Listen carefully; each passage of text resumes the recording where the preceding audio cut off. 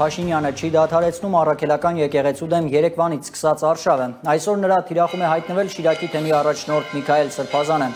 Հայաստանի վարչապետը երկու գրառում է արել Միքայել Սրբազանի մասին։ Առաջինում նա մեջբերում է arczepiskopos-ի երեկվա հարցազրույցներից մեկը, որում Սրբազանն ասել է, մեջբերեմ, այդ պորոտախոսներից որևէ մեկը թող փորձի մի ամիս առանց կնոջ ապրել, մեջբերման ավարտը։ Փաշինյանը գրել է, թե այս սրբապիղծները փաստորեն մեծ պահքնել չեն պահում, շարունակել, թե կուսակրոնության ուխտը խախտած բոլոր հոգևորականները պետք է հեռանան հոգևոր ծառայությունից, այլ տարբերակ չկա։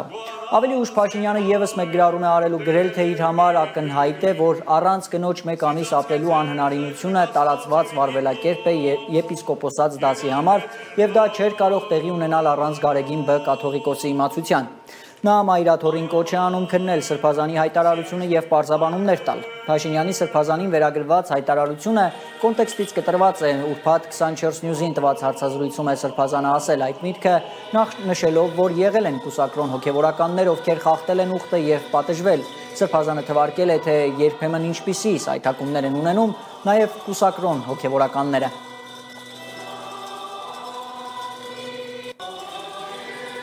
Հոգևորականը կուսակրոնությունը միակ ուխտը չէ, որ ինքը անում է։ Կուսակրոն հոգևորականը 3 ուխտ է կատարում։ Անպայմանավոր հնազանդություն, կամավոր աղքատություն եւ երրորդ կուսակրոնություն։ Հասկանում եք, այն չի որ միայն կուսակրոնությունն է։ Եվ ընդ որում 3-ի մեջ էլ կարող է սայթագել պարբերաբար։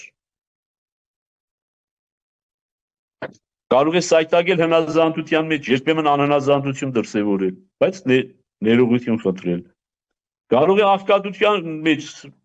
գայթակղվել, ինչ-որ մի բան, նյութական ինչ-որ մի բանի հետևից գնալ, զղջալ։ Եվ կուսակրոնության մեջ էլ, որ ամենախոցելին է, էլ 21-րդ դարում, ամենախոցելին է։ Այդ պորոտախոսներից թող որևիցե մեկը թող փորձի մի ամիս առանց կնոջ ապրել։